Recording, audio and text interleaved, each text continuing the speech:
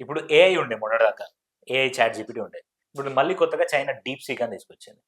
అంటే ఇప్పుడు నేను మొన్న అమీర్పేటకెళ్తే అందరూ ఇది నేర్చుకుంటున్నా, కోడింగ్ నేర్చుకుంటున్నా, డేటా సైన్స్ నేర్చుకుంటున్నా. సో, దీని ద్వారా కూడా జాబ్స్ ఉన్నాయి. జెన్ ఏఐ నేర్చుకుంటున్నా అన్నారు. సో, ఫ్యూచర్‌లో వీటికి జాబ్స్ గాని లేకపోతే వీళ్ళ వీళ్ళ ఫ్యూచర్ డెవలప్‌మెంట్ అనేది ఉండబోతుందా? అసలు ఎలా ఉండబోతుంది సార్ అసలు?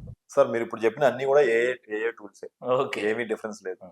జెన్ అంటే generative artificial artificial intelligence. Generative yeah! అంటే జనరేట్ చేస్తుంది. హ్మ్. ఆ వెనకాల పక్కన మల్టిపుల్ సర్వర్‌లోంచి డేటాని జనరేట్ చేస్తుంది. జనరేటివ్ ఏఐ అంటారు. Yeah! It comes under ChatGPT కావచ్చు, లేకపోతే డీప్ సీక్ కావచ్చు, ఇవన్నీ కూడా part of gen AI. A generative AI technology, generative artificial intelligence. Yes, DeepSeek is application. Hmm. Facebook, Instagram లాగా DeepSeek is application. Hmm. Application నువ్వు అడిగిన question బట్టి నీకు ఆన్సర్ వస్తుంది.